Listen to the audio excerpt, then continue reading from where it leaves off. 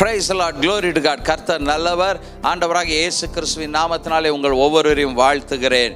ஏசாயா 58:11 சொல்லுகிறது, கர்த்தர் நித்தமும் உங்களை நடத்தி மகா வறட்சியான காலத்தில் உங்கள் ஆத்துமாவை திருப்தியாக்கி உன் எலும்புகளை எல்லாம் நினமுள்ளதாக்கி நீ நீர்ப்பாய்ச்சலான தோட்டத்தை போலவும் வற்றாத நீரூற்றை போலும் இருப்பாய் என்ற வார்த்தையை கொண்டு இந்த நாளிலே கர்த்தர் உங்களை ஆசீர்வதிக்கிறார்.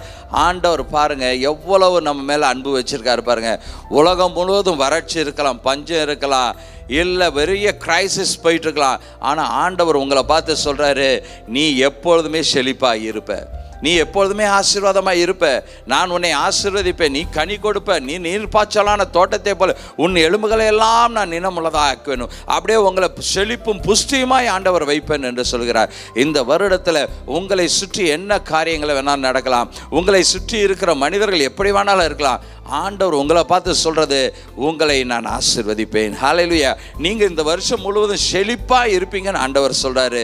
இந்த வார்த்தைகளை விசுவாசிங்க, இந்த வார்த்தைகளை கிளைம் பண்ணுங்க.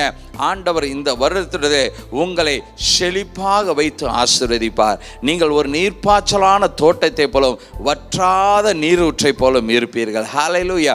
உங்கள் ஆத்துமா இந்த வருடத்தில் ஆண்டவர் செய்த நன்மைகளை எண்ணி திருப்தியாக இருக்கும். ஹல்லேலூயா.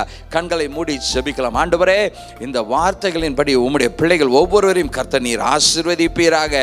ஆண்டவரே, இந்த வருடத்தில் இவர்கள் ஆத்மா திருப்தி உடையதாய் நிறைவான நன்மைகளை பெற்று பலனை பெற்று அனுபவிக்க தேவன் கிருபை பாராட்டுங்க. ஆண்டவரே, இவர்கள் ஆண்டவரே செழிப்பான நீர்ப்பாய்ச்சலான தோட்டத்தை போலவும் ஆண்டவரே எப்பொழுதும் இவர்களுக்குள்ள சந்தோஷம் சமாதானம் பெருக்கெடுக்கத்தக்கதாக ஜீவ நீரூற்றை போலவும் இவர்கள் இருப்பார்களாக என்று இவர்கள் ஒவ்வொருவரையும் மனதார ஆசீர்வதிக்கிறேன். ஆண்டவரே, இந்த வருடம் ஒரு நிறைவான ஆசீர்வாதம் நிறைந்த ஒரு வருடமாய் இருக்கும்படியாய் இவர்கள் ஒவ்வொருவரையும் உம்முடைய ஊழியக்காரனாய் நான் ஆசீர்வதிக்கிறேன்.